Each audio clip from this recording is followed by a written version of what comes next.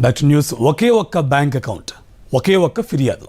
చిన్న క్లూతో కూపీలాగిన ఖమ్మం జిల్లా పోలీసులు భారీ సైబర్ స్కామ్ గుట్టురట్టు చేశారు. ఒకటి కాదు, రెండు కాదు, 500కు పైగా కోట్లు కొల్లగొట్టిన రాకెట్ను పట్టుకున్నారు. కేటుగాళ్లను కటకటాల్లోకి పంపారు.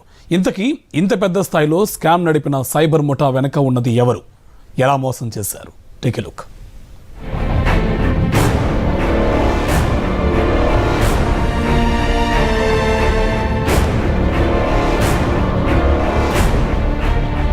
ఖమ్మం జిల్లాలో వెలుగులోకి వచ్చిన కుబేర సినిమా తరహా స్కామ్ తెలుగు రాష్ట్రాల్లో సంచలనం సృష్టిస్తోంది. ఇక్కడ ముఖాలకు ముసుగేసుకుని కనిపిస్తున్న వీరే సైబర్ నేరగాళ్లు. ముఠాగా ఏర్పడ్డారు. నిరుద్యోగ యువకులే టార్గెట్ చేశారు. ఉద్యోగం ఇస్తామంటూ నమ్మించారు. వారితో బ్యాంక్ అకౌంట్ ఓపెన్ చేయించారు. ఆ అకౌంట్లనే సైబర్ క్రైమ్ వెపన్స్ గా మార్చుకున్నారు. అలా అమాయకుల బ్యాంక్ అకౌంట్ల ద్వారా ఏకంగా 547 కోట్ల రూపాయలు కొల్లగొట్టారు ఈ కేటుగాళ్లు.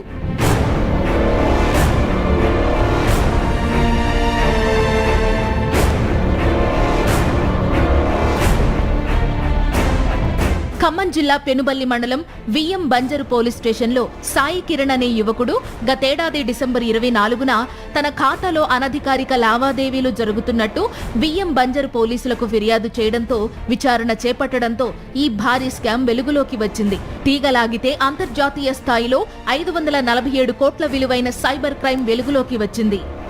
సత్తుపల్లి, కల్లూరు, వేంసూరు మండలాలకు చెందిన మనోజ్ కళ్యాణ్, వికాస్ చౌదరి, ప్రవీణ్, భానుప్రియ, సతీష్, చెన్నకేశవ అనే 6 నిందితులు సత్తుపల్లి ఏరియాకు చెందిన నిరుద్యోగులకు ఉద్యోగాల ఆశ చూపారు.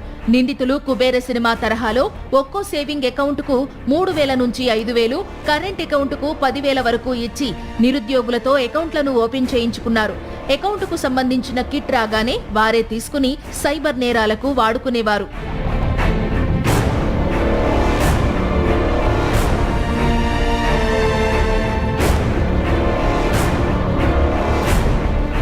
అంతర్జాతీయ సైబర్ క్రైమ్ నేరస్తులతో జతకట్టారు. కంబోడియా, హైదరాబాద్లో కాల్ సెంటర్లు నిర్వహిస్తూ వాటి ద్వారా మ్యాట్రిమోనీ, రివార్డు పాయింట్లు, గేమింగ్, బెట్టింగ్, షేర్ మార్కెట్లో పెట్టుబడులు, క్రిప్టో కరెన్సీ ట్రేడింగ్ పేరుతో మోసాలకు పాల్పడేవారు.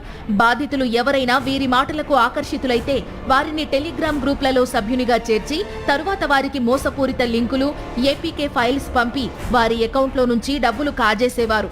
ఆస్ట్రేలియా సిటిజన్స్ తో పాటు మన దేశంలోని పలు రాష్ట్రాల్లో అమాయకులను ఇలా మోసం చేశారని పోలీస్ ఎంక్వైరీలో గుర్తించారు. 18 మందిని అరెస్టు చేశారు. మరో 4 ప్రధాన నిందితులు పరారీలో ఉన్నారు.